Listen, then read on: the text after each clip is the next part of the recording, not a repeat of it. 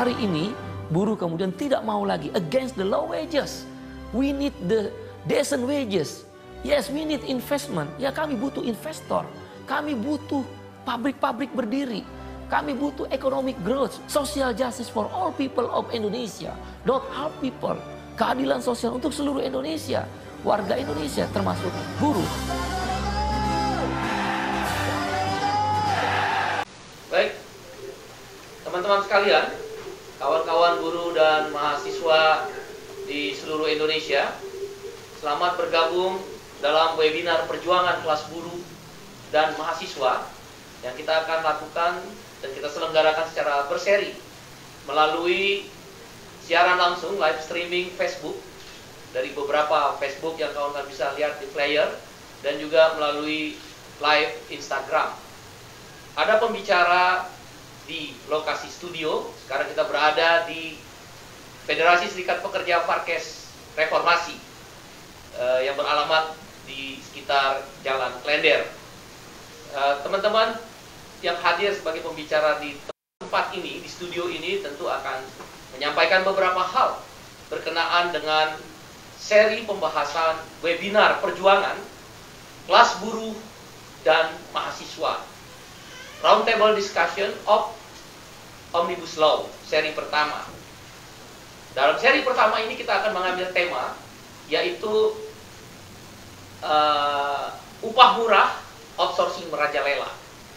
Seri pertama ini dalam rangka memperingati Hari Buruh Sedunia, atau kita kenal dengan May Day, yang jatuh pada tanggal 1 Mei, dan tahun ini adalah tahun 2021.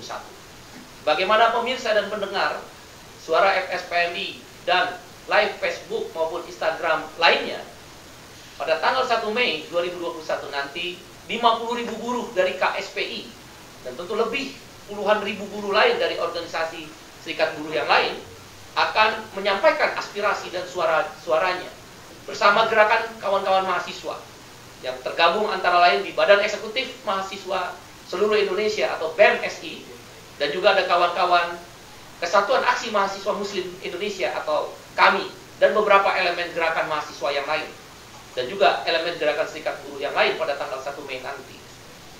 Aksi ini menyebar di 24 provinsi, lebih dari 200 kabupaten kota, dan 3.000 pabrik akan terlibat di dalam aksi ini. Dan puluhan kampus-kampus, baik kampus negeri maupun kampus swasta yang dikoordinir oleh BEMSI dan kami dan elemen gerakan sosial lain dan gerakan mahasiswa lain akan ikut bergabung di dalam May Day pada tanggal 1 Mei 2021. Pemirsa dan pendengar suara FSPMI dan live Facebook, Instagram lainnya, pada hari ini kita akan mendengarkan beberapa narasumber, antara lain hadir di sini ahli tata negara Said Salahuddin, Master Hukum. Kemudian juga hadir nanti bersama kita di ujung Zoom sana, kami biasa memanggil Bung Obon Tabroni, anggota DPR RI, dan mudah-mudahan juga akan bergabung juga anggota DPR RI yang lain, Ibu Neti. Kita harapkan juga bisa bergabung di dalam acara ini. Saya juga itu ada beberapa tokoh buruh, antara lain biasa kita memanggil Bung Rusdi, Deputi Presiden daripada KSPI, Sekjen KSPI Bung Ramidi. Ada juga Federasi Serikat Pekerja Farkes, yaitu Idam Idris. Kemudian juga di ujung Zoom sana ada Riden Hatam Aziz, Presiden FSPMI, dan juga ada Sunandar, Presiden FSP CAP atau Ketua Umum FSP Kimia Energi Pertambangan, dan juga bergabung bersama kita nanti yaitu Mira Sumirat, yaitu Presiden Aspek Indonesia, dan Joko Heriono, Ketua Umum Serikat Pekerja Nasional.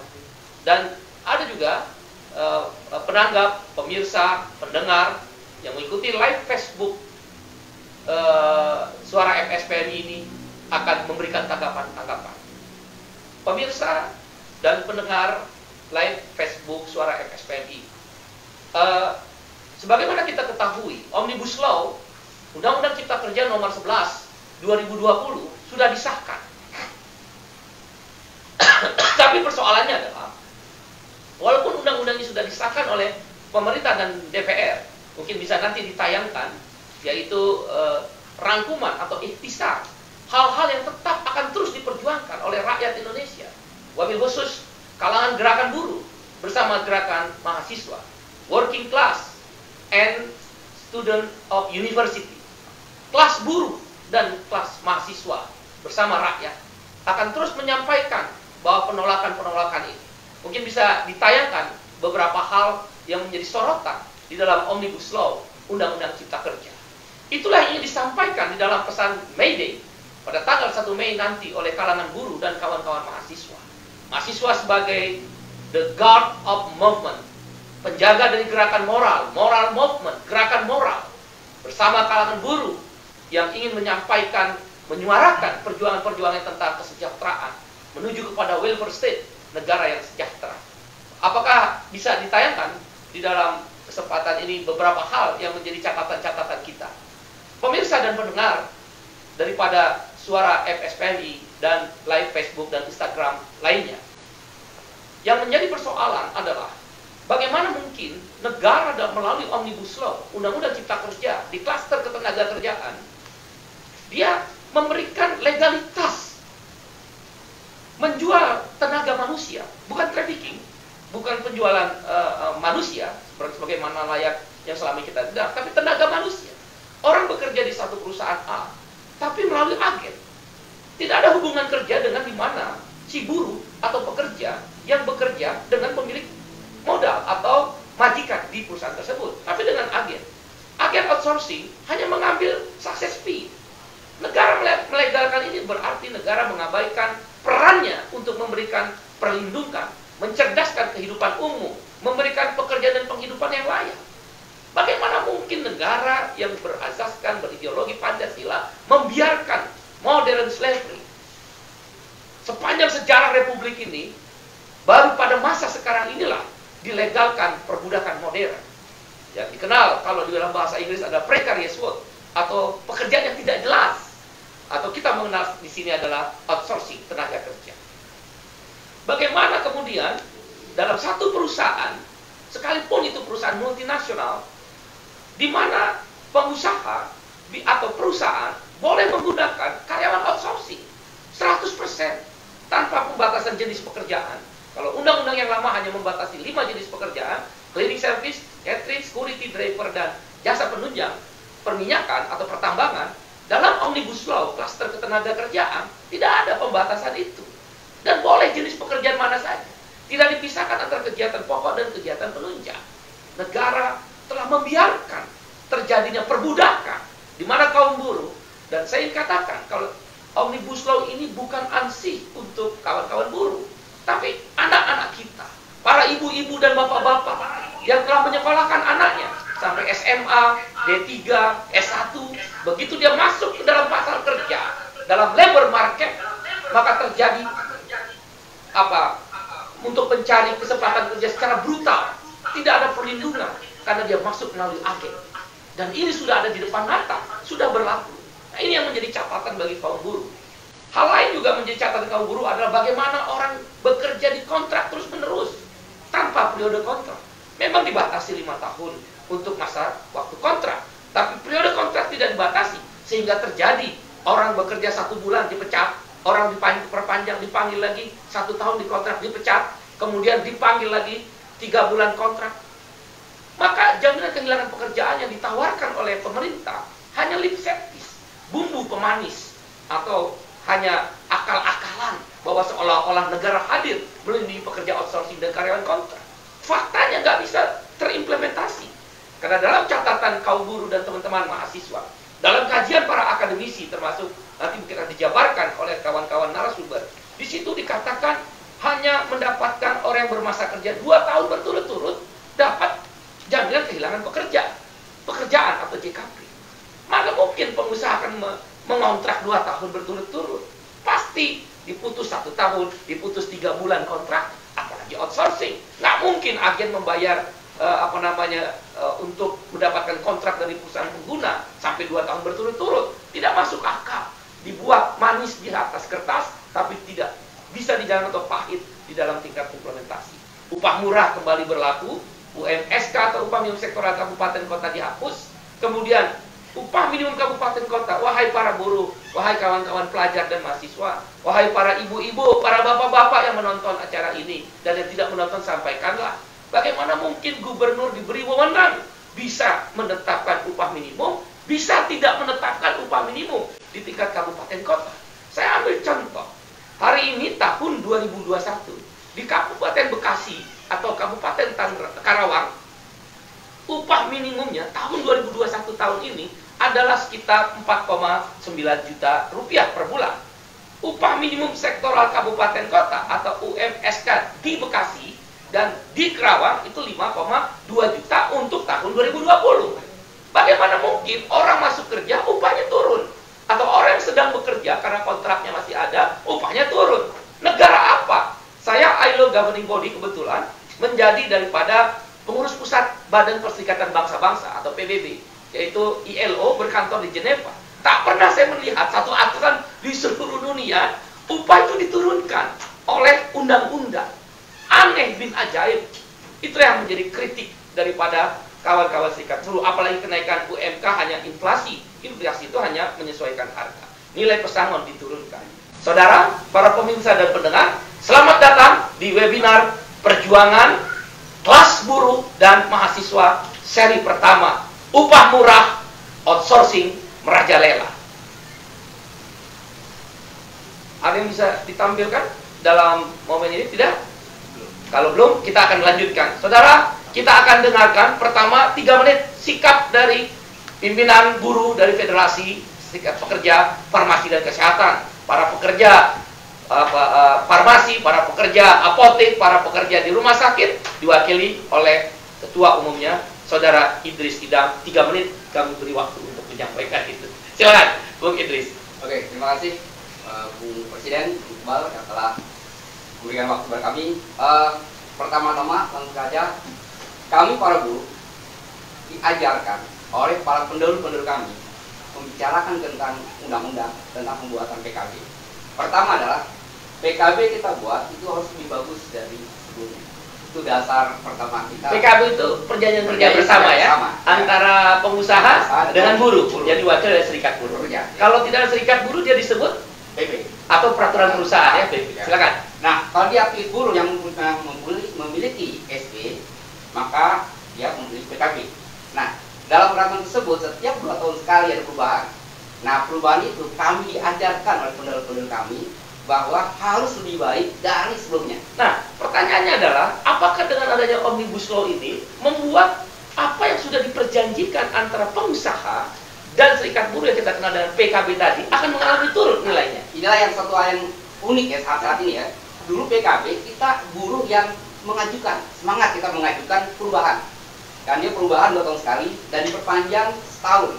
Nah, dulu kita yang semangat untuk melakukan perubahan nih. Maksudnya kita adalah buruh. Buruh, ya kita buruh. Tapi saat ini terbalik, pengusaha semangat mengajak buruh, ayo cepetan ber PKB. Gitu kan? Ya, pemirsa dan pendengar, ini menunjukkan Omnibus Law adalah jalan bagaimana buruh dieksploitasi oleh para pemilik modal. Tanpa job security, kepastian kerja, tanpa income security atau kepastian pendapatan, dan tanpa social security. Saudara Idris menjelaskan, ternyata Omnibus Law adalah alat yang paling efektif bagi pengusaha untuk mendowngrade para buruh yang bekerja di perusahaannya dari sisi kesejahteraan. Dan tidak menutup kemungkinan ketika PKB itu di-downgrade menurut Saudara Idris, orang yang akan bekerja atau masuk pasar kerja di perusahaan itu, dia telah hilang kesempatan sejahtera. Silakan. Satu lagi, tentang di kami di farmasi, saat ini sudah ada 3 perusahaan yang telah melakukan tentang pegawai tetap diubah menjadi outsourcing. Nah, ini sudah ada mulai di 3 nih. Contoh bisa disebutkan perusahaan apa saja? Inisial. Farmasi dari farmasi kami Di Jakarta? Jakarta, di Bekasi dan di Depok. Nah, itu mereka mengajak para karyawan. Jadi core bisnis kan ada core bisnis. Ada pokok. Ya kan? Nah, pokok ini tengah masuk ke pengepakan. Ya. Nah, saat ini ada satu bagian pengepakan itu ditawarkan. Nah, teman-teman ya dikatakan begini, Anda sekarang ambilkah uang ini dengan hitungan undang 13. 2 kali masih lama ya. Nah, kalau kalian ambil, nanti kalian bekerja di PTA outsourcing tanpa tes kerja situ. Nanti tapi kalau outsourcing berarti melalui agen. Agen. Tidak langsung mendaftar ke perusahaan tersebut. Agen ini. Jadi di satu unit pengepakan tersebut sudah diambil sama agen. Pengepakan obat-obatan ya, dengan agen. Jadi berbeda tetap mereka. Jadi satu kelompok, ya kan, di Badol Desa jadiin pindahkan. Tentu nilai upahnya akan turun ketika dia masuk kembali ke outsourcing. Jadi tawarkan menjadi 2 kali. Sesuai Undang-Undang 13. Kalau enggak, ke Undang-Undang 11 nih. Kan itu dilemah kan. Nanti mereka ditawarkan bekerja di outsourcing, dengan kontrak hanya 6 bulan. 6 bulan ditawarkan. Nah, itu dilemah. Kalau enggak ambil sekarang, Anda itu yang ini 11 nih. Nah, gitu. Itulah yang dilemah mereka saat ini. Dan itu sudah terjadi. Ada 3 perusahaan farmasi. Jakarta, Bekasi dan di Bogor. Pemirsa, mungkin biar pemerintah mendengar, nanti juga ada Bung Obon, DPR RI, ada juga mungkin kita harapkan Bu Neti hadir, dan juga selama ini klaim dari Menteri Tenaga Kerja mewakili pemerintah, tidak ada efek apapun terhadap berlaku Omnibus Law. Hari ini, melalui podcast atau live streaming suara FSPMI dan beberapa Facebook maupun Instagram lainnya, Saudara Idris mewakili buruh sebagai Ketua Umum Parkes Reformasi memberikan fakta ada 3 perusahaan telah merubah status hubungan kerja yang tadinya menjadi karyawan tetap menjadi karyawan outsourcing. Upahnya turun, status hubungan kerja tidak ada kejelasan karena direkrut melalui agen. Itulah fakta di lapangan. Terakhir, Bung Idris, 1 menit. Ya, jadi melihat kondisi ini, maka kita teman-teman yang pegawai tetap itu sudah, apalagi aktif buruh, itu menjadi seperti benar dikatakan ala berarti kemarin. Jadi Undang-Undang 11 ini menjadi kuburan buruh, dan yang gantungan para aktivis.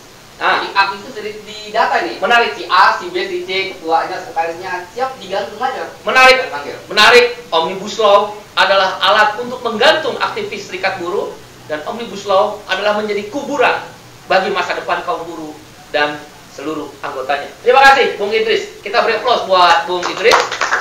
Pemirsa dan pendengar, live streaming Facebook Suara FSPMI dan beberapa Facebook, Instagram dari Federasi-Federasi Serikat Pekerja lainnya. Kita akan dengarkan seorang anggota DPR yang selalu kita tidak salah adalah juga anggota balik daripada Panja Balik pembahasan RUU Cipta Kerja.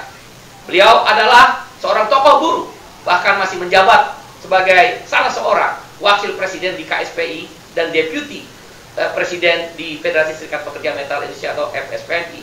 Beliau sangat dekat dengan kalangan buruh dan masyarakat kecil lainnya. Turun ke dapil selalu dikenal dengan istilah Bang Obon, dan kita memanggil Bung Obon. Karena itu kita dengar ada 2 pertanyaan Bung Obon di ujung Zoom sana. Yang pertama mungkin bisa diceritakan singkat saja, bagaimana proses yang terjadi di Balek. Mengapa keluar RUU Cipta Kerja menjadi Undang-Undang Cipta Kerja di klaster ketenaga kerjaan yang mayoritas, bahkan saya boleh katakan semua buruh merasakan ada downgrade, turun daripada nilai-nilai kesejahteraan itu.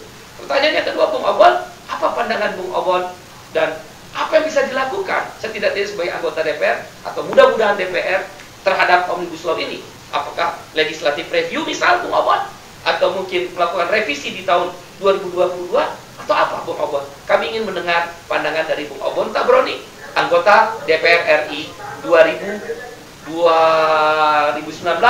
sampai 2024. Silakan Bung Obon Tabroni.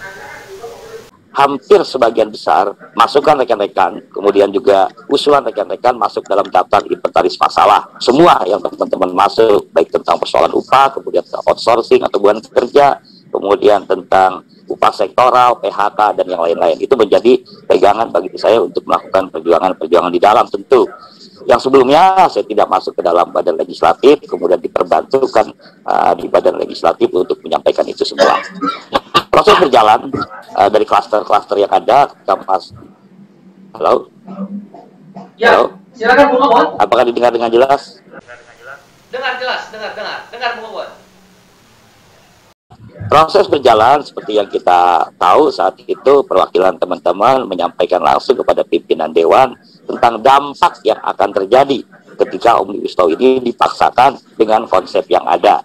Di pembicaraan yang menjadi kesulitan adalah stakeholder itu terlalu banyak saat itu. Harus koordinasi ke Departemen Tenaga Kerja ketika terkait dengan persoalan buruh, yang di situ juga masuk juga perindustrian, yang di situ juga masuk kepada menteri yang terkait, yaitu Menko Perekonomian saat itu.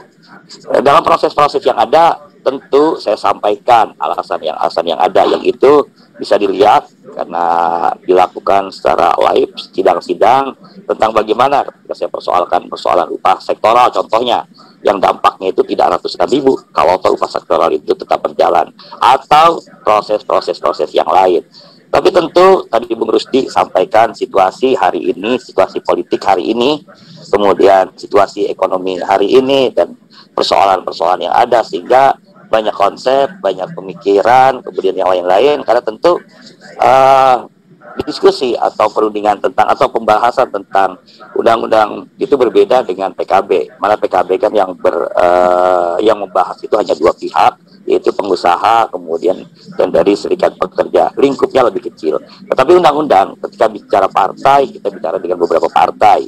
Ketika bicara pemerintah, kita juga berbicara dengan banyak instrumen-instrumen yang lain yang mereka punya pemikiran yang berbeda, kemudian punya tujuan yang berbeda, begitu juga dengan partai-partai yang ada. Lanjut proses-proses yang ada, ya seperti yang teman-teman hari ini lihat, seperti yang teman-teman dapat hari ini, draft undang-undang tersebut lancar sampai dengan pembahasan di paripurna dengan segala persoalan yang ada. Yang saya katakan saat itu, saya gagal untuk memperjuangkan harapan, untuk memperjuangkan cita-cita negara. Saya potong sedikit boleh? Saya potong sedikit. Menarik sekali penjelasan Bung Obon, di mana stakeholder dalam hal ini pemerintah, lintas departemen dan kementerian begitu banyak, dan begitu banyak kepentingan yang masuk melalui menteri-menteri oleh kalangan-kalangan pengusaha dari berbagai sektor industri, dan juga tentu dari kelompok buruh, banyak sekali kelompok-kelompok buruh yang ada. Pemirsa dan pendengar live streaming Facebook Suara FSPMI dan yang lainnya, kami tahu benar Bung Obon adalah salah satu tokoh yang sangat concern dan pintu masuk dari kami kaum buruh, terutama KSPI, KSPSI, Andi Gani, dan kelompok-kelompok serikat buruh lain, di mana Bung Obon lah yang menyuarakan aspirasi secara resmi melalui parlemen, melalui rapat-rapat panja balik, melalui pertemuan-pertemuan, baik yang dilakukan di DPR maupun di luar DPR. Kami tahu sekali, terlibat langsung Bung Obon menyampaikan aspirasi-aspirasi yang diperjuangkan oleh kawan-kawan buruh dan kelompok elemen-elemen lain.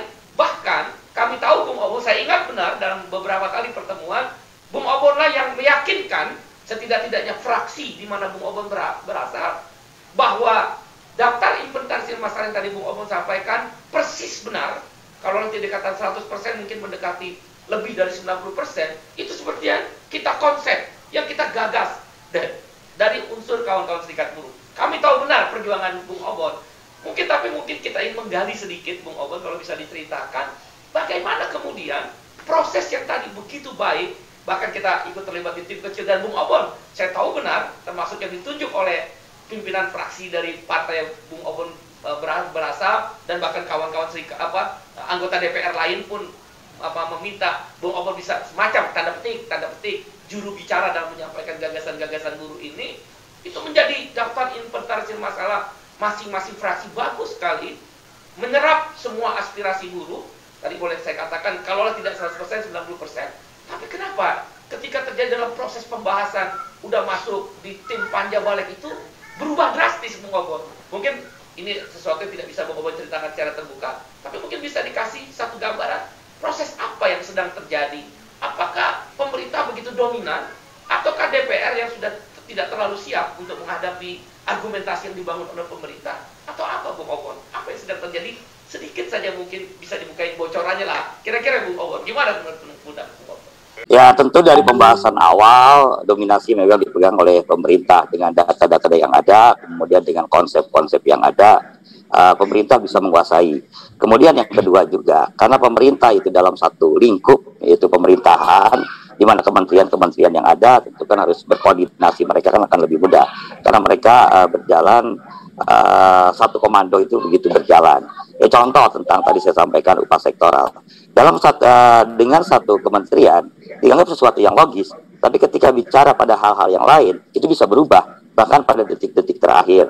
Dan tentu juga mekanisme dalam pengambilan keputusan ada tingkatan DPR itu, mulai tingkatan anggota sampai dengan tahapan yang lebih lanjut ketika pengambilan keputusan-keputusan yang strategis. Dan tadi kesulitan kita adalah ini berbeda dengan PKB, di mana PKB itu hanya satu pihak dengan pihak yang lain, di partai sendiri dengan banyak pemikiran, kemudian di pemerintah dengan banyak pemikiran. Ya, artinya apa yang saya sampaikan, apa yang terkait dengan konsep teman-teman, mereka anggap itu logis, mereka anggap itu masuk, tapi begitu masuk dalam wacana pembahasan pengambilan keputusan, itu bisa sesuatu yang berbeda. Iya, menarik Bung Obon. Ya, Bung Obon, terima kasih. Memang betul-betul kita tahu sekali. Dan kita tahu Bung Obon adalah salah satu anggota DPR RI dan juga Panja Balek RUU Cipta Kerja yang sangat di titik-titik terakhir menyuarakan kepentingan buruh, dan juga ada beberapa anggota fraksi atau anggota DPR lain dari fraksi atau partai politik lain. Sungguh luar biasa. Bung Obon, ada hal-hal yang menarik yang tadi misal Bung Obon sebut, bagaimana pasal-pasal tentang upah minimum, bagaimana pasal-pasal tentang outsourcing dan karyawan kontrak itu bisa diperdebatkan begitu tajam di Panja Balek. Apa yang sedang terjadi ketika katakanlah kawan-kawan dari DPR di Panja Balek menyampaikan pada pemerintah bahwa upah minimum ini sudah ada loh aturan peraturan pemerintah nomor 78, bahwa outsourcing janganlah dibebaskan karena itu mengancam masa depan buruh dan orang yang akan masuk dalam pasar kerja, termasuk mahasiswa maupun teman-teman yang lulusan SMA. Bagaimana itu suasana perdebatan itu, Bung Obon? Apakah pemerintah tidak ingin mendengar apa yang menjadi pandangan DPR? Bisa dicerita sedikit, Bung Obon? Ya, dari situasi yang ada, kemudian suasana yang ada, hampir sebagian besar fraksi, saya boleh katakan hampir seluruh fraksi, menyampaikan itu tentu dengan argumen yang berbeda. Dan dari Gerindra lebih banyak pada persoalan teknis, karena memang saya begitu paham tentang persoalan yang ada. Kemudian banyak juga teman-teman dari sisi psikologisnya, kemudian dari sisi hukum, dari sisi ekonomi, dan dari sisi yang lain, meyakinkan kepada pemerintah inilah yang akan terjadi, persoalan inilah yang akan dihadapi. Dan luar biasa saya rasa teman-teman balik sampaikan itu semua. Ya, tapi lagi-lagi dominasinya begitu kuat sehingga apa yang disampaikan ya kadang hanya menjadi sebuah catatan, kadang menjadi pembahasan berikutnya atau yang lain-lain. Tapi secara begitu menjadi sebuah keputusannya berbeda dengan pokok-pokok pikiran yang sudah disampaikan oleh teman-teman yang ada. Bung Obon, kami para buruh berterima kasih atas perjuangan Bung Obon yang di titik-titik terakhir bersama beberapa. Saya tahu beberapa anggota. Suaranya bisa didengar, Bung Obon? Bisa. Ya, kita berterima kasih karena kita tahu sekali. Ya, kita tahu sekali Bung Obon salah satu anggota DPR RI, termasuk juga ada beberapa yang lainnya yang sangat concern di titik-titik terakhir untuk memperjuangkan aspirasi kaum buruh. Bung Obon, dalam diskusi di internal Panja Balek, pasal-pasal apa atau isu apa saja bisa Bung Obon jelaskan yang menjadi perdebatan panjang? Dengan argumentasi-argumentasi mungkin bisa dijelaskan secara singkat, Bung Obon. Silakan, Bung Obon. Yang pertama tentu secara makro adalah tentang apakah selama ini persoalan buruh, terutama terkait dengan kesejahteraan, itu terkait langsung dengan sulitnya investasi masuk di Indonesia. Kita belum bicara tentang hal-hal yang teknis, tapi secara umum dulu. Bahwa Bung Obon, maaf saya potong.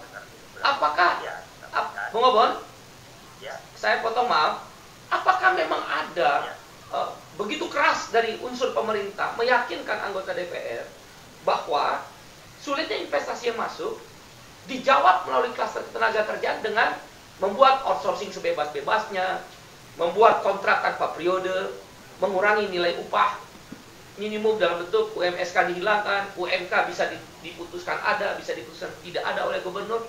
Apakah memang pemerintah dalam suasana itu sangat tanda petik menurut saya, kita bisa gunakan istilah yang lain, memaksakan kehendaknya kepada DPR? Apakah suasana itu terasa, Bung Obon, dalam isu-isu outsourcing, karyawan kontrak, upah minimum, pesangon, dijadikan dasar argumentasi yang kuat bahwa kalau ini berubah sesuai maunya pemerintah, maka investasi akan lebih mudah.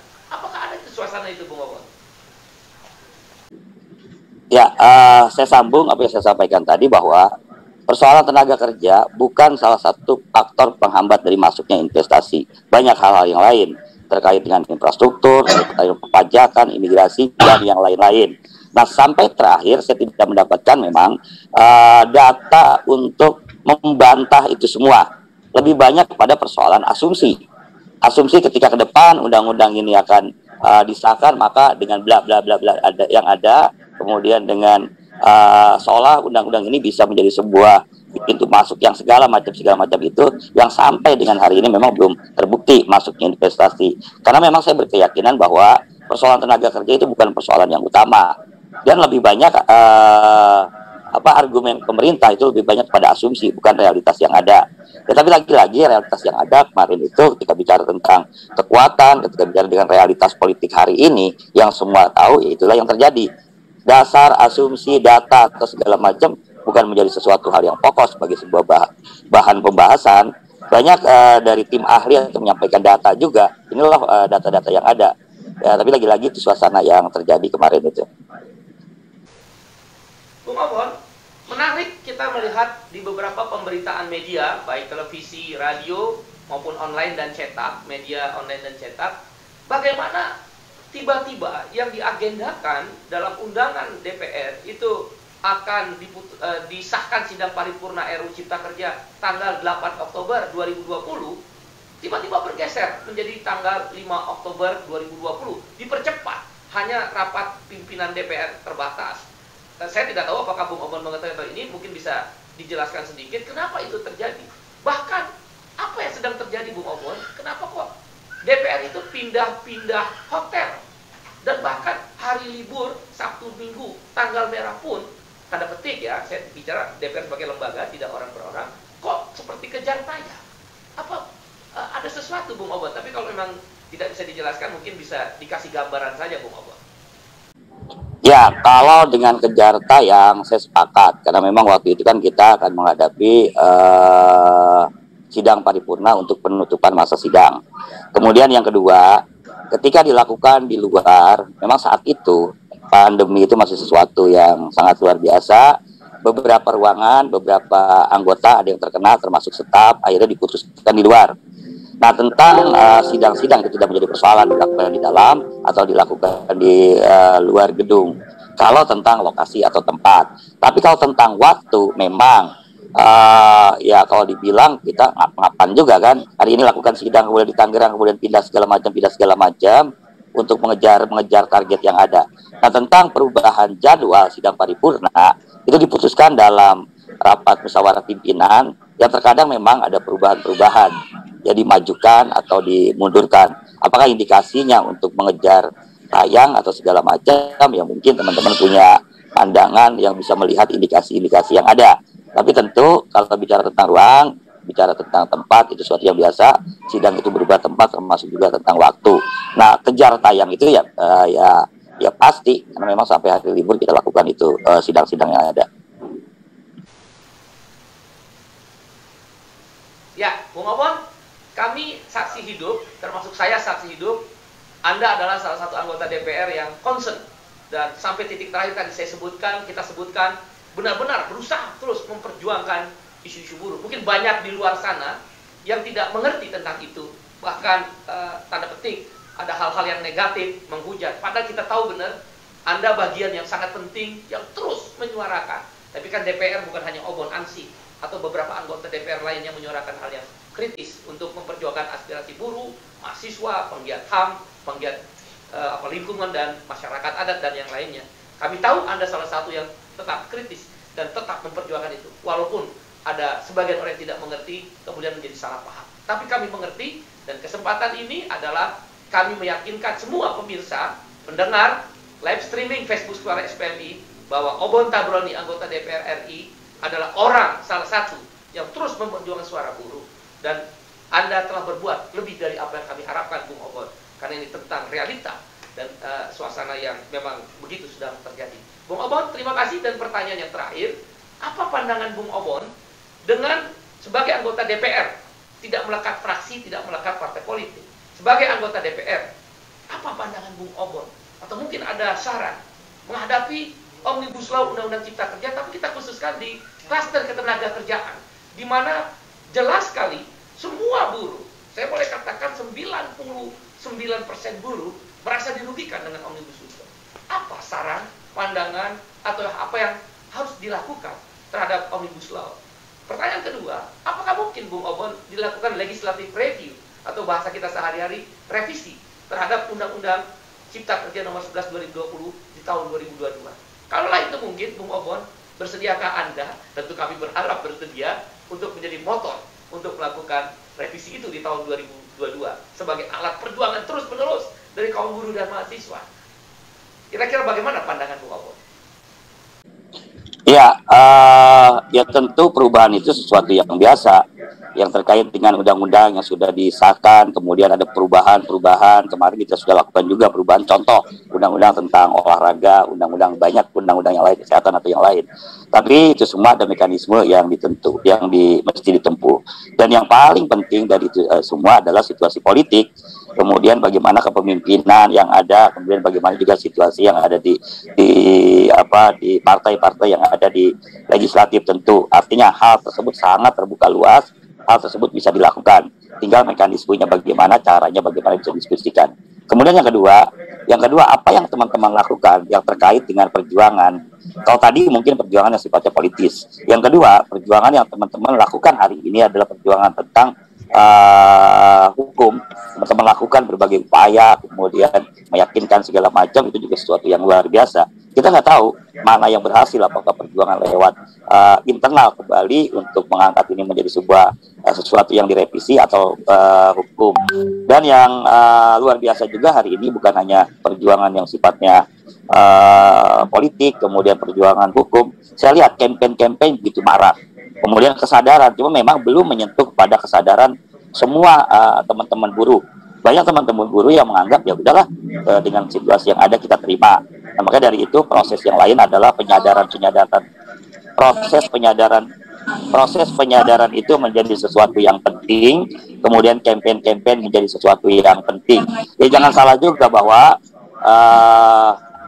kita teman-teman buruh berapa kali mendapatkan masa kemasan. Kalau ditarik ke belakang di tahun 50-an Undang-Undang 151, kemudian tahun 60-an 1264, kemudian tahun 70-an 170, kemudian di tahun 2000-an kemarin betapa persoalan outsourcing, kemudian persoalan kontrak bisa kita selesaikan. Nah, salah satunya adalah kekuatan dan kekompakan buruh.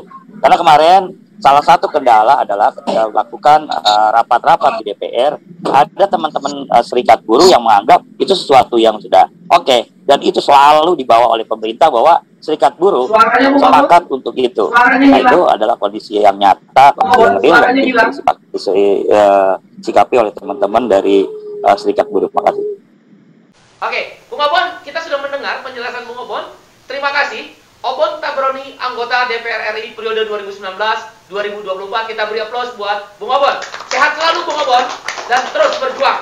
Tunggu 2022, kita akan lakukan legislative review, revisi, kita akan perjuangkan revisi Undang-Undang nomor 11 2020 tentang Cipta Kerja. Pemirsa dan pendengar, Facebook live streaming Suara FSPMI dan Facebook, Instagram dari federasi yang lainnya, kita akan mendengarkan setelah ini adalah pandangan daripada ahli hukum tata negara, yaitu Said Salahuddin, Master Hukum, Magister Hukum, yang juga adalah salah satu kuasa hukum pemohon dalam uji formil yang dilakukan oleh Saudara Riden Hatam Aziz dan kawan-kawan terhadap Undang-Undang Cipta Kerja di Mahkamah Konstitusi.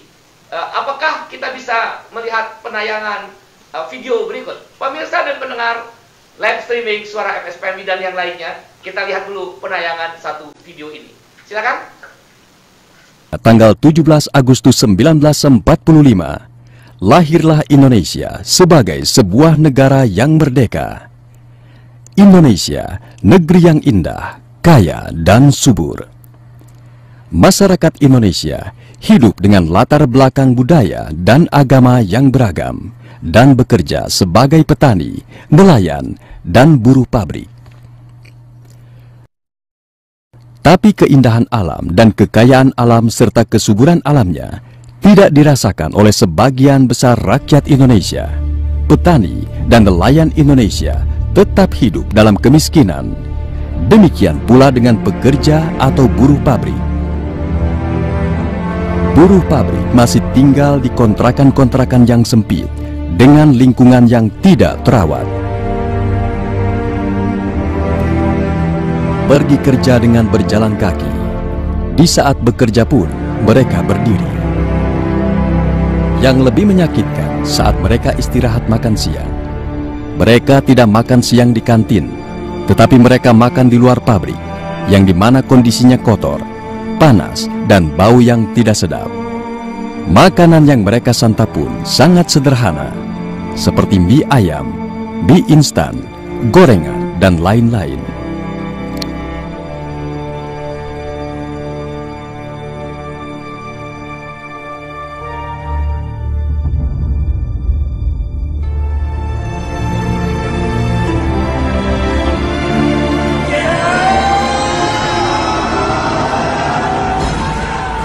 Tahun 1998, lahirlah masa yang dinamai reformasi, di mana rakyat Indonesia merasakan kebebasan. Semua orang bebas menyatakan pendapat tanpa rasa takut akan keselamatannya. Demikian juga dengan gerakan serikat pekerja atau buruh. Karena sebelum reformasi, pekerja atau buruh hanya boleh berserikat pada satu serikat pekerja saja, yaitu SPSI. Kita akan lanjutkan, kita dengarkan, yaitu bagaimana yang akan disampaikan oleh ahli hukum tata negara, saya Salahuddin, Magister Hukum atau MA, tentang ada beberapa pertanyaan, Bung Salahuddin. Yang pertama adalah, apakah benar bahwa Omnibus Law ini, Undang-Undang Cipta Kerja, secara formil itu cacat prosesnya? Dan konsekuensi apa yang akan terjadi bila Mahkamah Konstitusi atau MK menyatakan memang benar terjadi cacat formil tersebut? Silakan.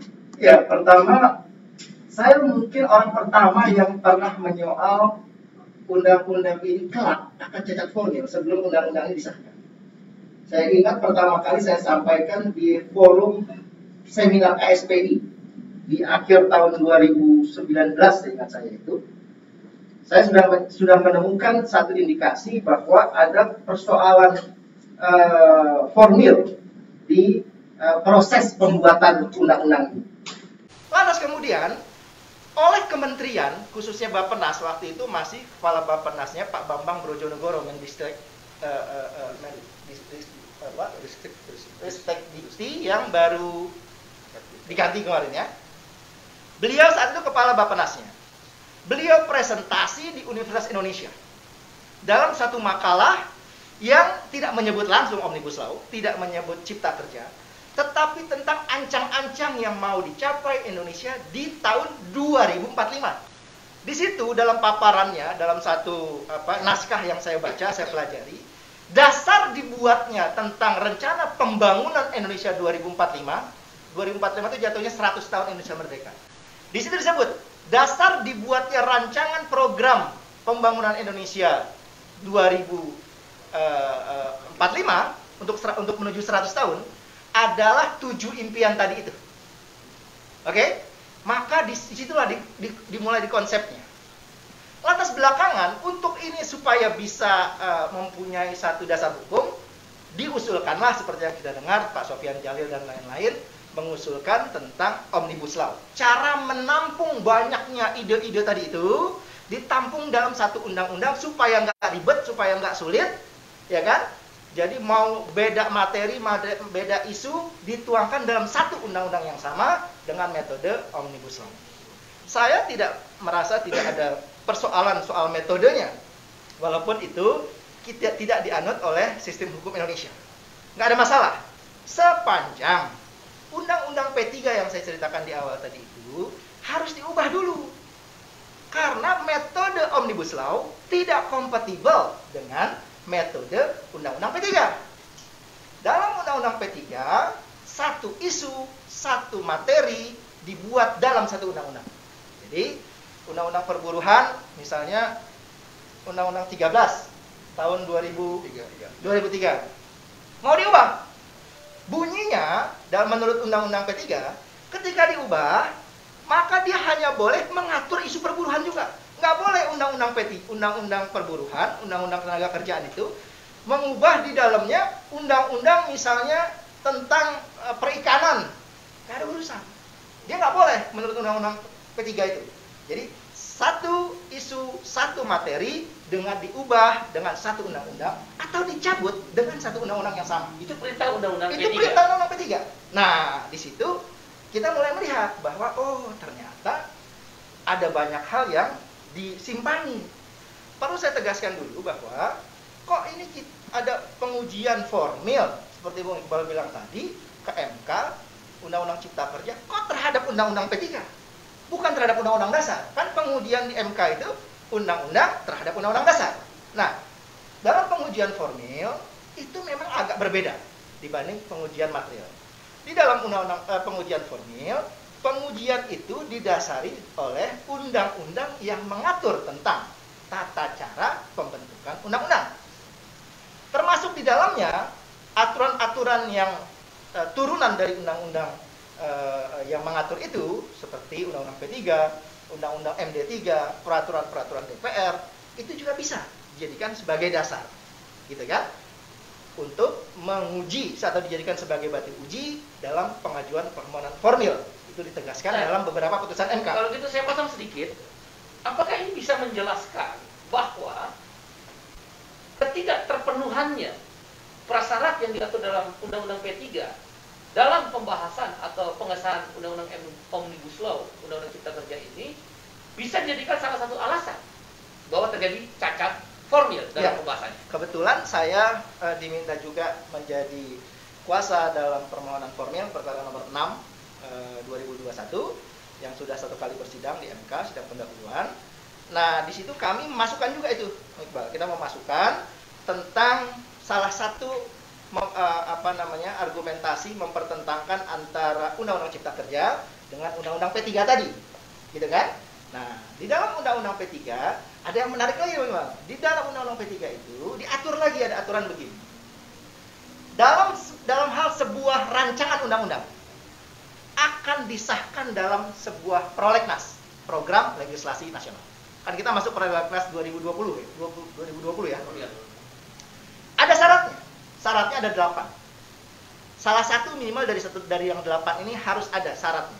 Kalau enggak, maka dia dianggap cacat hukum karena tidak mengikuti Undang-Undang P3 ini. Cacat formil. Cacat formil. Undang-Undang P3 ini adalah perintah yang diberikan oleh pasal 22A Undang-Undang Dasar.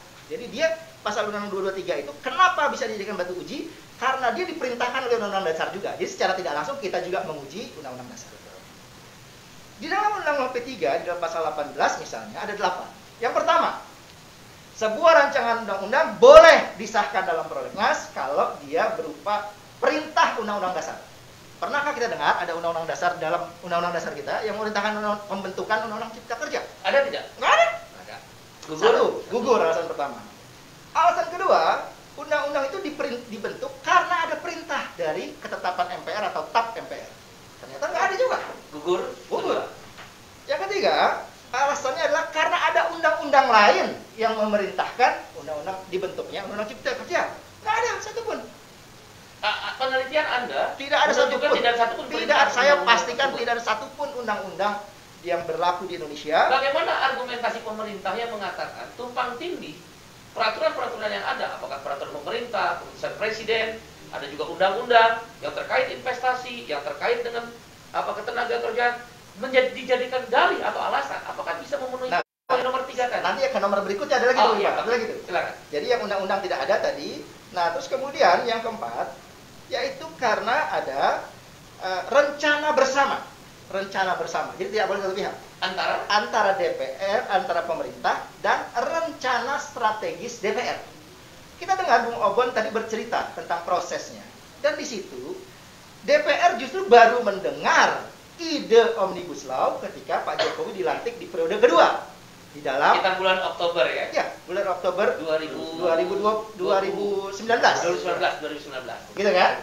Nah, maka kami mencari adakah dokumen hukum itu. Ternyata setelah saya cek ke sejumlah anggota Dewan Perwakilan Rakyat, saya punya beberapa kawan di DPR RI, ternyata nggak ada ya satu dokumen hukum yang menunjukkan bahwa DPR, pemerintah secara bersama merancang Omnibus Law ini nggak ada. Di RPPJM bagaimana? Nah, itu nanti ada lagi yang berikutnya. Ya, Ada lagi yang berikutnya. Jadi sudah ada 4 yang gugur. Yang kelima, gugur karena tidak terpenuhi tidak terpenuhi syarat untuk membentuk Omnibus Law, Undang-Undang Cipta Kerja. Di dalam prolegnas. Dalam Jadi prolegnas. jangankan dibentuk undang-undangnya, di prolegnas aja nggak boleh disahkan. Apalagi dibentuk undang-undangnya gitu. Ya. Yang kelima, yang menarik adalah harus didasari karena adanya aspirasi dan kebutuhan hukum masyarakat. Pertanyaannya adalah, kita ingin menguji, apakah betul ada aspirasi masyarakat yang meminta pemerintah bentuklah Undang-Undang Cipta Kerja? Ada sebagian orang mengatakan, Bung Salahuddin, kita biasa mengenal dengan panggilan Dede ya, lebih familiar. Bung Dede, di situ dikatakan para pengusaha yang tergabung diwakili oleh Apindo Kadin, organisasi pengusaha, termasuk kelompok yang kemudian bahkan mempersiapkan paper jauh sebelumnya, perlu adanya sebuah pengaturan kodifikasi undang-undang yang kita kenal dengan Omnibus Law itu. Bahkan termasuk belakangan klaster ketenagakerjaan yang tadinya hanya membahas 2. Saya tahu sekali, saya coba klarifikasi dengan salah satu tim pembentuk naskah akademik, ya, salah satu doktor ya, hukum yang ada di satu universitas swasta terkenal di Jakarta. Dia mengatakan hanya 2 sebenarnya dalam klaster ketenagakerjaan yang dibahas dalam naskah akademik, yaitu tentang pengawasan perburuhan, dan yang kedua adalah tentang satu lagi produktivitas. Hanya 2. Nah, tiba-tiba dia menjadi apa yang seperti kita persoalkan hari ini. Begitu berkembang dan menurunkan kesejahteraan para buruh atau pekerja yang masih bekerja maupun orang yang akan masuk dalam pasar kerja. Nah, apakah kemudian dalil-dalil lain di mana pengusaha juga mengatakan investasi harus diperbaiki, investasi harus dipermudah, bagian dari aspirasi. Jadikan aspirasi. Itu Iya. pertanyaan. Bagaimana? Bung Coba kita Dede? ingat kembali dokumen-dokumen, Anda bisa cek di segala media, dan itu juga waktu mengajukan permohonan formil ke MK, kami jadikan sejumlah alat bukti. Bayangkan, organisasi terbesar di Indonesia, Nahdlatul Ulama, secara organisatoris menyatakan menolak. Kita tahu jumlah anggota Nahdlatul Ulama itu ratusan juta orang. Muhammadiyah juga mengatakan hal yang sama. Ya, kalau 1-2 yang setuju, yaitu soal lain. Tapi secara umum kita bicara, kelompok buruh jumlahnya juga jutaan kalau digabung. Lantas kemudian dari kelompok-kelompok mahasiswa yang kita tahu aksi turun waktu itu luar biasa besarnya, 6, 7, 8 Oktober seingat saya dulu itu ya, 2020 aksi besar-besaran, aksi yang boleh dibilang mungkin terbesar. Buruh dan mahasiswa. Buruh dan mahasiswa turun semua waktu itu. Dan mahasiswa merata hampir di seluruh provinsi ya, informasi kita dapat. Nah, ini juga diperkuat bukti dari seluruh provinsi itu. Saya menghimpun dokumen-dokumen yang pernah diterbitkan secara resmi oleh pemerintah-pemerintah daerah, baik DPR maupun DPRD. Ditunjukkan ke kamera, Ada bisa menyorot. DPRD, kalau di Aceh sebutnya DPR Aceh. Apa kata DPR Aceh? DPRA itu. Kata mereka dalam suratnya kepada Ketua DPR RI, substansinya adalah, kami menolak pengesahan Omnibus Law Cipta Kerja. Bukan cuma itu, DPR Aceh juga meminta kepada Ketua DPR RI agar meminta maaf kepada rakyat Indonesia. Dan mereka mengatakan, luar biasa. Ya, proses pembentukan Undang-Undang Cipta Kerja tidak partisipatif dan eksklusif. Ini bukan pernyataan media. Ini adalah dokumen hukum yang kami sudah kumpulkan surat-suratnya. Lantas kemudian ada lagi misalnya ya yang ditujukan kepada Presiden RI. Bunyinya sama, bahkan lebih tegas lagi. DPR Aceh mengatakan bahwa penyelenggaraan dan perlindungan pekerja buruh di Aceh tetap mengacu kepada Undang-Undang Pemerintahan Aceh dan Konun tentang Ketenagakerjaan. Jadi dia tidak mau tunduk pada Undang-Undang Cipta Kerja. Ini pernyataan resmi dari lembaga negara yaitu DPR Aceh yang ditujukan kepada Presiden. Lantas kemudian di Aceh ada DPRK Aceh Timur, ya, DPR Kabupaten Aceh Timur, DPR Kabupaten Aceh Tengah dan sebagainya. Sumatera Barat juga disampaikan oleh gubernurnya, DPRD-nya. Riau juga disampaikan oleh gubernur dan DPRD-nya. DPRD Provinsi Riau tegas mengatakan bahwa DPRD Riau bersama pimpinan Serikat Pekerja Serikat Buruh menolak seluruh isi pasal RUU Omnibus Law dan meminta DPR RI untuk mencabut draft ketenagakerjaan dari RUU Cipta Kerja Prolegnas 2020.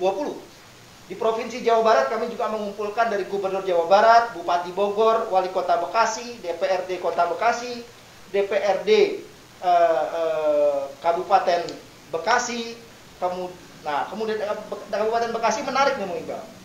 Mereka mengatakan bahwa secara tegas DPRD Kabupaten Bekasi menolak RUU Cipta Kerja dan akan berjuang agar RUU tersebut tidak disahkan menjadi undang-undang. Dapilnya Bung Obon tuh ya, menarik juga. Dan ini semua dokumen-dokumennya belum pernah dicabut. Artinya masih berlaku ini, masih merupakan sikap dari lembaga-lembaga itu. Bupati Kerawang juga pernah dalam salah satu surat pernyataan ya yang ditandatangani Sekda menyatakan mendukung sepenuhnya perjuangan buruh Karawang untuk menolak Undang-Undang Cipta Kerja. DPRD Kabupaten Purwakarta ya lewat suratnya kepada Ketua DPR RI secara tegas menyatakan menolak penetapan Undang-Undang Cipta Kerja dan seterusnya. Mungkin keterbatasan waktu menarik sekali ya. Jadi dari tambah berapa syarat tadi? 7. Nah, 7. Kan saya mau lanjutin tadi ya. Silakan dipercepat. Nah, tinggal punya waktu hanya jadi, beberapa menit. kalau kita bicara aspirasi siapa yang sebetulnya tepat sekali. Yang sebetulnya menginginkan Undang-Undang Cipta Kerja ini. Sementara kita sudah tahu tadi organisasi-organisasi besar itu. Walaupun memang secara pribadi saya selaku pemerhati memang agak menyayangkan juga. Dulu koar-koar banyak lembaga-lembaga besar mengatakan kami akan gugat melalui MK. Kami nggak akan turun ke jalan seperti yang lain, kami akan gugat ke MK. Lah, setelah buruh maju ke MK, ya ini hilang semua. Itu kami sayangkan juga. Bahkan kami agak kesulitan kaum buruh, KSPSI, Andi Gani dan KSPI yang kita pimpin, mencari saksi ahli, profesor doktor termasuk yang kemudian guru besar di Universitas Terkemuka tidak berani. Gimana Bung saya terus lanjutkan? Itu juga terkait juga dengan itu. Jadi kalau kita kaitkan dengan sekarang, sudah ada 15 permohonan. Padahal dulu yang menolak banyak sekali. Nah, tapi yang tidak menolak dalam pengertian tidak maju ke Mahkamah Konstitusi ini, jangan buru-buru kita mengatakan mereka telah mengubah sikapnya, tidak. Bisa jadi mereka merasa misal KSPI sudah mengajukan permohonan, mungkin sebagian konfederasi, federasi, serikat yang lain merasa sudah diwakili, sehingga mereka tidak maju. Tetapi mereka tetap memperjuangkan atau menyuarakan tentang penolakan atau pembatalan Undang-Undang Cipta Kerja ini. Oleh sebab itu, menurut saya, di tanggal 1 Mei, May Day ini bisa jadi momentum untuk menggairahkan kembali, mengingatkan kembali jutaan rakyat Indonesia yang diwakili ormas besar tadi itu, untuk kembali menyuarakan itu tadi. Bung Said, karena waktu terbatas, mungkin 2 menit lagi, lebih 2 menit singkat, terakhir, pesan apa yang disampaikan dalam kesempatan ini? Nah, apakah Anda yakin uji formil kita menang? 100% saya yakin menang. 100% saya yakin menang. Asal hakimnya jujur dan terbuka. Nah, jadi kita harapkan demikian dan kita yakin hakim itu, ini Mahkamah Konstitusi judek fakti. Dia pemeriksaan fakta, bukan pemeriksaan kertas seperti di Mahkamah Agung. Dia pemeriksaan fakta. Pemeriksaan fakta itu maka semua alat bukti, dalil yang dikemukakan pemohon, ya termasuk juga dari pemerintah dan DPR, sepanjang dibenarkan, mereka bisa menyampaikan, jadi terbuka persidangan itu. Nah, Mahkamah Konstitusi, dia nantinya akan memutus perkara itu bukan cuma sekedar dari pemeriksaan alat bukti, tapi dia pun mencari alat bukti lain karena ini adalah pengadilan pertama dan pengadilan terakhir dan tidak bisa dilakukan banding. Tidak ada lagi. Ini final and binding. Sehingga dalam memutus perkara nggak bisa seperti pengadilan negeri. Alat bukti mana? Oh, nggak lengkap. Kami tolak. Nggak bisa. Mahkamah Konstitusi betul-betul harus menggali ya underlying truth gitu kan. Satu kebenaran yang tersembunyi yang nggak terlihat tapi dia bisa gitu. Nah, itu bisa dia akan ungkap. Terakhir ungkap. Jadi 3 syarat yang lain itu, tadi 5 sudah gugur semua. Yang ketiga itu ada kaitannya dengan sistem perencanaan pembangunan nasional, rencana pembangunan nasional jangka panjang, dan RPJM yang Bung Iqbal bilang tadi. Sekarang kita uji 3 hal ini. Ternyata, tadi saya cerita, undang-undang ini dalam naskah akademiknya tegas-tegas menyatakan berulang-ulang. Kenapa Undang-Undang Cipta Kerja kami bentuk? kata pemerintah sebagai pengusul, karena kami ingin mencapai target Indonesia 2045. Tadi itu yang mimpi Indonesia 2045. Pertanyaannya adalah, bagaimana kata Undang-Undang SPPN, Sistem Perencanaan Pembangunan Nasional? Kata Undang-Undang SPPN, sehebat-hebatnya kepala negara DPR mau bermimpi membangun Indonesia, hanya boleh dibentuk menjangkau target 20 tahun. Kata Undang-Undang RPJPN, Rencana Pembangunan Jangka Panjang Nasional, 20 tahun itu terhitung 2005 sampai 2025. Artinya apa? Artinya, sebesar apapun mimpi, keinginan, harapan kita rakyat Indonesia, apalagi Presiden, DPR, tentang perbaikan Indonesia, targetnya tidak boleh melampaui angka tahun 2025. Tidak boleh melampaui tahun 2025. Karena itu prinsip dari Poin. dua undang-undang. Poin yang Undang-undang kita SPPN, Undang-Undang RPJPN. Dan dalil ini nggak ada di Dengan permohonan lain. demikian dikatakan Omnibus Law jauh melampaui perintah undang-undang yang sampai tadi hanya boleh bermimpi 2025. Ya, Dan betul. cacat formil. Cacat formil. Bung Said, terima kasih. RPJM-nya terakhir Ya. nih. RPJM itu hanya boleh dibuat 5 tahun. Nah, 5 tahun itu, kalau tadi kan undang-undang tuh 20 tahun. Negara, DPR, dengan Presiden bentuk undang-undang 20 tahun. Tapi kalau Presiden, dia RPJM hanya 5 tahun.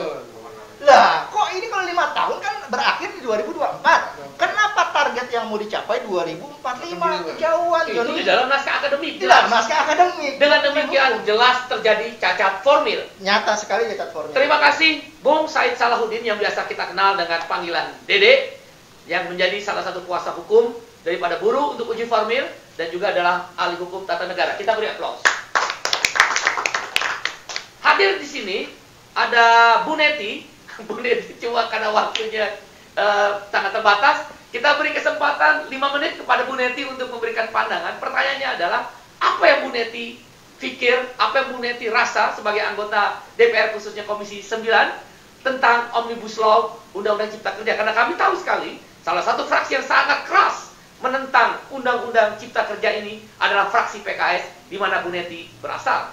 Dan mudah-mudahan kami harap fraksi PKS mau menjadi saksi ahli di dalam uji formil kami. Silakan Bu Neti dalam kesempatan ini. 5 menit mungkin. Assalamualaikum warahmatullahi wabarakatuh. Pertama-tama saya mengucapkan terima kasih atas undangan yang diberikan untuk hadir pada forum yang mulia dan terhormat ini untuk sama-sama memikirkan nasib bangsa, khususnya kaum pekerja. Dan tentu saja dalam kesempatan yang berharga ini, selain rasa syukur bahwa kita dipertemukan sebagiannya secara fisik dan sebagian lainnya kita bertemu secara online dalam layar kaca, mudah-mudahan tidak mengurangi semangat dan daya juang kita untuk terus menghadirkan kesejahteraan bagi kaum buruh dan pekerja.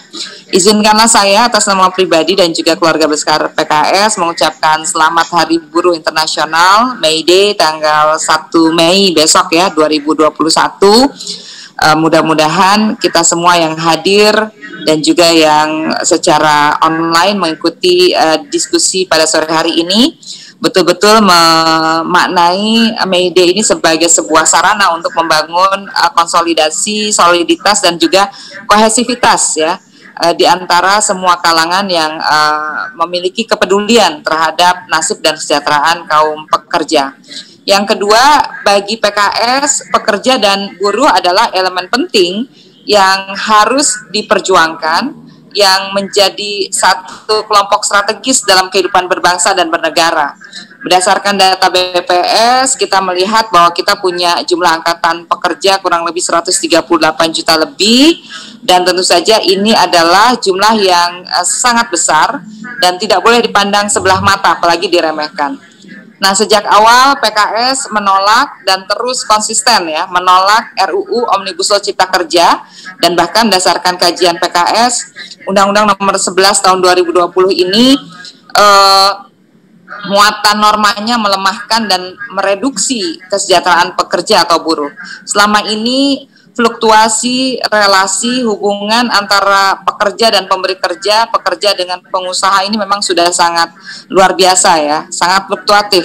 Nah, dengan disahkannya RUU Omnibus Law Cipta Kerja menjadi Undang-Undang Nomor 11 Tahun 2020, ini semakin memperkeruh ya termasuk juga proses penyusunan dan pembahasan Omnibus Law Cipta Kerja ini secara jelas kurang partisipatif dan kurang aspiratif, ya, tidak melibatkan banyak pihak, sehingga pengesahan dan pengundangannya yang penuh dengan atraksi dan akrobat itu memang patut diduga banyak melanggar banyak norma, ya.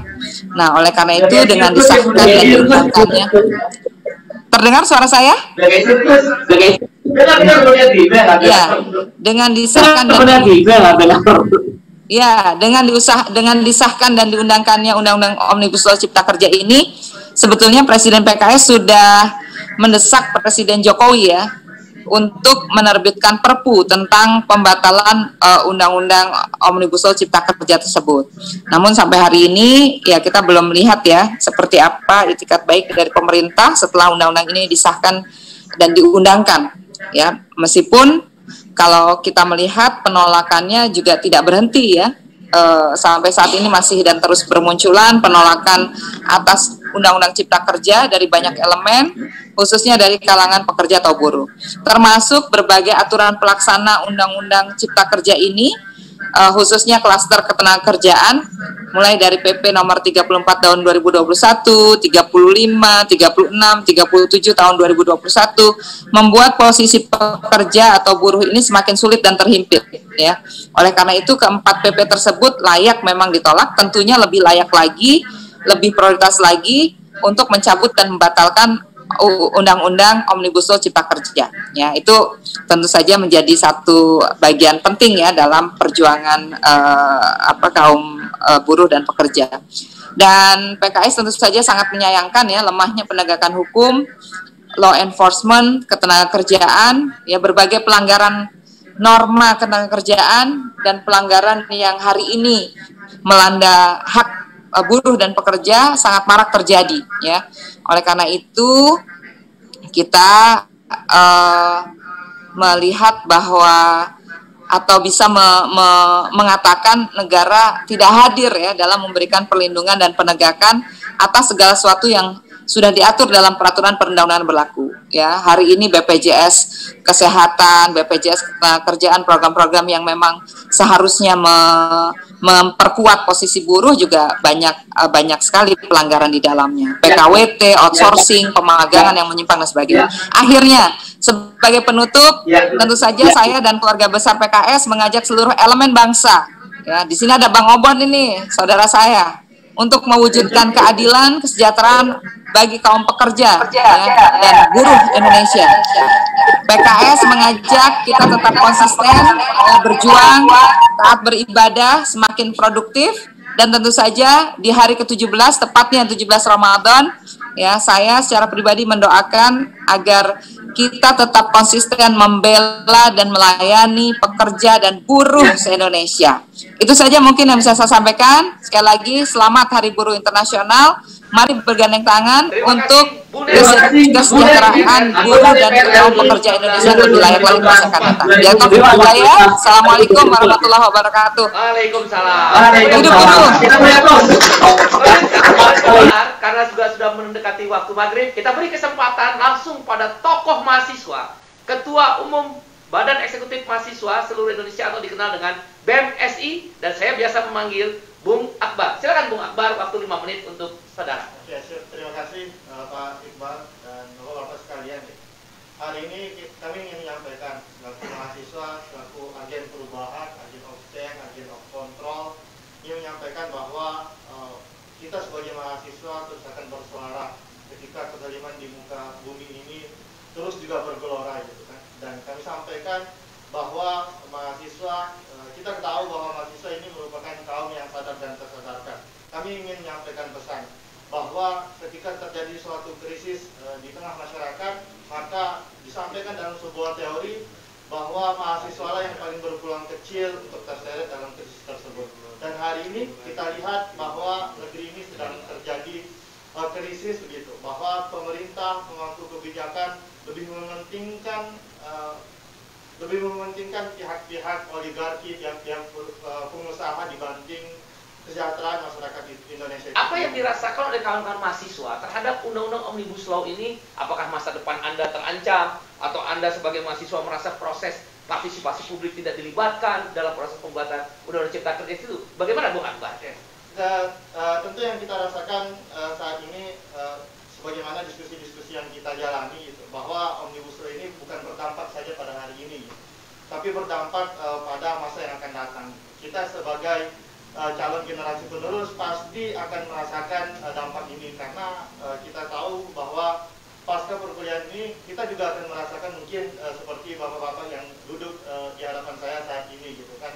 Dan tentu kita juga lihat di sini yang kami rasakan bahwa seharusnya pemerintah, anggota DPR dan yang lainnya gitu sebagai contoh dalam menjalankan konstitusi negeri ini gitu, tetapi memberikan contoh yang buruk gitu, yang disebutkan oleh Pak Said tadi gitu. Begitu banyak konstitusi yang dilanggar gitu kan.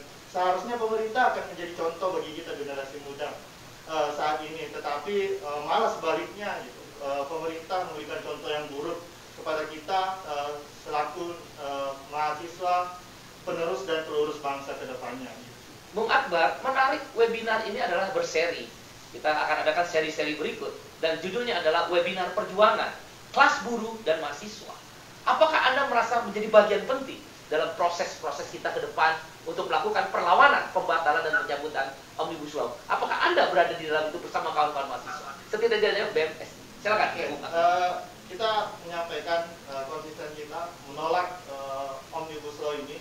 Selama masih tujuan kita sama, arah gerak kita sama, ya kita dari BMSI akan terus bersiap menyuarakan perlawanan atas hasil kebijakan yang dikeluarkan oleh pemangku kebijakan ini, ketika hasil-hasil itu mencederai hak-hak rakyat, mencederai hak-hak buruh. Tentunya kita yakini buruh juga menjadi bagian masyarakat, toh seperti itu gitu kan.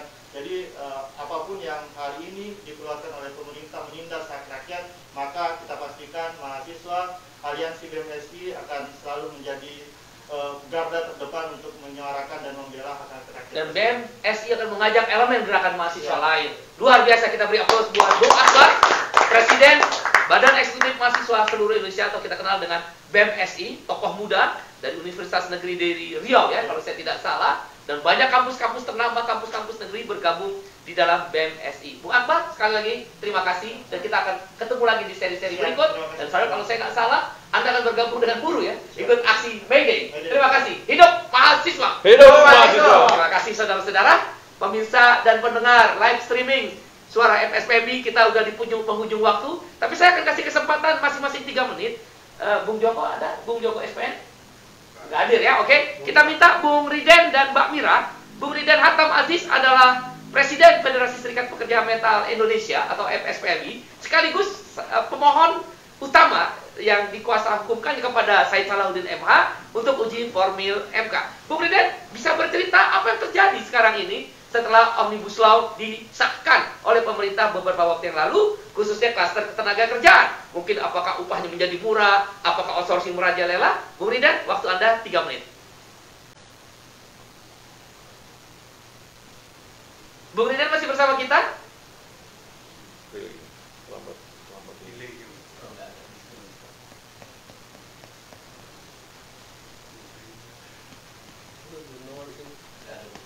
Namanya ada tapi nggak nongolnya. Bung Riden, masih bersama kita? Nggak aktif. Ada tapi nggak aktif. Oke, mungkin Mbak Mira masih bersama kita? Masih, tapi nggak dimunculkan videonya ya, foto aja. Mira, silakan ya, waktu Anda 3 menit. Apa yang terjadi dengan white collar? Mira Sumirat, tokoh buruh wanita di tingkat nasional dan di internasional. Beliau adalah ketua komite perempuan di Serikat Pekerja Internasional yang bernama UNI, yang berkantor di Singapura. Dan beliau ada juga Presiden Aspek Indonesia.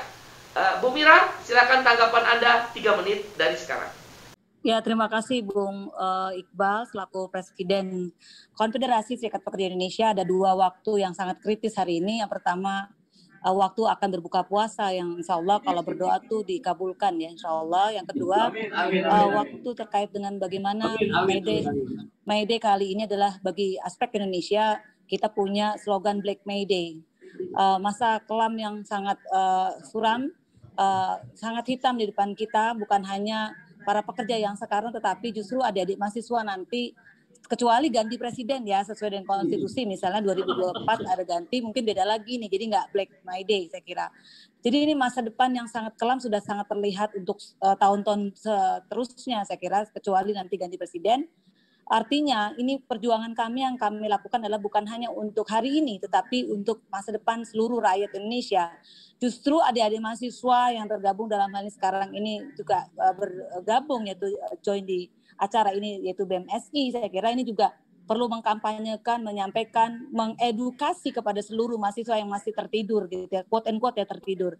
Artinya ini ada kepentingan yang luar biasa, yaitu masa depan Anda benar-benar terampas, sangat-sangat suram. Saya kira saya tidak menakut-nakuti, tetapi tadi banyak sekali narasumber yang sudah memaparkan by data, by materi yang luar biasa gitu ya.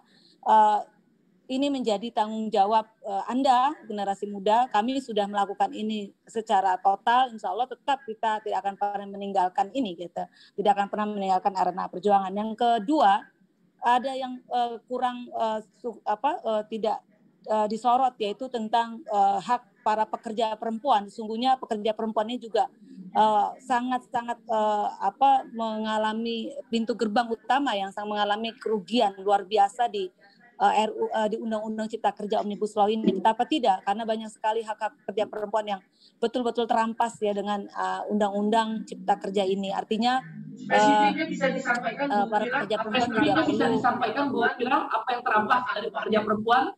Yang pertama tadi disampaikan oleh Pak Didi, Dr. Didi Supriyadi ya, selaku Ketua Majelis Nasional dan juga salah satu pengurus di PGRI itu, bahwasannya biasanya cuti haid itu dibayar, di Undang-Undang Cipta Kerja ini tidak dibayar. Yang kedua, ada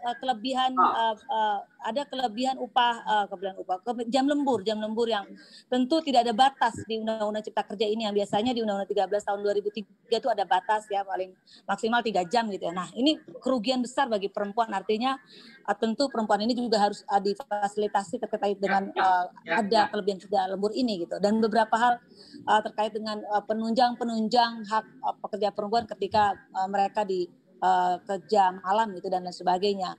Belum lagi hal-hal hak upah yang tentu yang sudah kita sama-sama ketahui, UMSK juga hilang, dan juga nanti saya selaku anggota Dewan Pengupahan Nasional juga menyampaikan kemungkinan untuk upah per jam itu lebih besar ada. Jadi nanti kawan-kawan pekerja itu pastinya akan dikenakan upah per jam ya, karena memang sudah ada formulanya. Upah per jam itu menurut Ibu Mira, Mbak Mira merugikan buruh ya? Apa? Gimana? Upah per jam itu merugikan buruh nggak nanti kalau ya jelas dong, sangat. Kecuali kalau di luar negeri ya, yang saya pernah ke luar negeri juga selain Bung Iqbal ya. Saya astagfirullah. Jadi kalau di luar negeri upah per jam nggak masalah. Yang pertama mereka sudah aman tentang jaminan sosial ya. Yang kedua per jamnya mereka itu udah luar biasa di atas 1 juta rupiah gitu. Artinya mereka aman. Tapi dengan bagaimana dengan kita, dan ini sudah ada prakteknya per jam tuh 17.000 di salah satu anak perusahaan BUMN dan juga perusahaan swasta 17.000 rupiah. Mungkin itu. Oke, Mbak Mira. Sayang sekali karena waktu. Terima kasih telah bergabung dengan kami, Sri Kandi Perempuan tingkat internasional dan nasional. Kami bangga pada Anda. Kita beri aplaus buat Mbak Mira. Terakhir, Bung Riden adalah Presiden SPMI dan juga adalah salah satu yang mengatakan uji formil. Silakan Bung Riden Hatam Aziz SH. 3 menit dari sekarang. Terima kasih atas waktunya Bung Presiden KSPI dan kawan-kawan semua. Pertama terkait dengan uji formil yang saya ajukan ya, itu kemarin sudah sidang pendahuluan dan akan dilanjutkan sidangnya tanggal 4 Mei 2021, jamnya jam 10. Nah, untuk itu kepada kawan-kawan semua, persiapkan dari sekarang, nanti tetap kita akan mengawal di tanggal 4 tersebut. Kemudian untuk May Day besok, ya, untuk May Day besok kami seluruh teman-teman jadi SPMI juga akan bergabung dengan afiliasi KSPI tentu. kawan-kawan afiliasi lainnya akan melakukan aksi di seluruh wilayah, ya, di seluruh wilayah anggota kami. Ya, di tingkat kabupaten kota tentu di gedung wali kota atau bupati, di tingkat provinsi di gedung gubernur, dan di Jakarta nanti akan dipusatkan di Patung Kuda, ya, di Patung Kuda. Tema yang kami lakukan untuk May Day tahun ini adalah Gelegar Perlawanan Omnibus Law. Nah, kenapa ini ada kata-kata gelegar? Karena ini kita memberikan pesan yang kuat kepada kepada pemerintah supaya betul-betul diperhatikan tuntutan kami para buruh, para pekerja dan juga rakyat Indonesia. Sekali lagi, ya Bung Kahar. Ya, silakan terakhir. Sampai bertemu tanggal 1 Mei 2021. Kita nyatakan gelegar perlawanan terhadap Omnibus Law. Pemerintah Pak Joko Widodo, kami mohon diperhatikan tuntutan para pekerja di Indonesia ini. Terima kasih. Terima kasih Bu Presiden. Kita beri aplaus buat Presiden Atam Aziz. Beliau adalah Presiden Serikat Buruh yang terbesar saat ini di Indonesia dan memang aktif dalam aksi-aksi gerakan memperjuangkan bersama anggota KSPI yang lain. Presiden, terima kasih. Akhirnya penghujung waktu, kita dengarkan Mas F KSPI sebagai penutup acara ini. Kami udah mau 1 menit lagi beduk. Silakan Bu Kahar.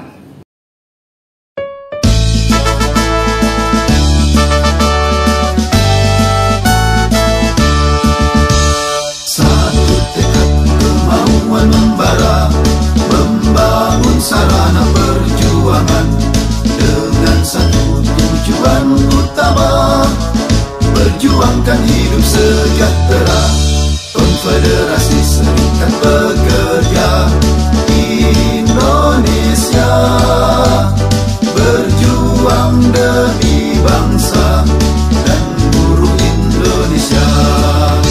Bergeraklah, berjuanglah demi negara, kobarkanlah perlawanan untuk cita-cita. Majulah, terus maju, kita bahagia. Majulah, terus maju, KSPI jaya.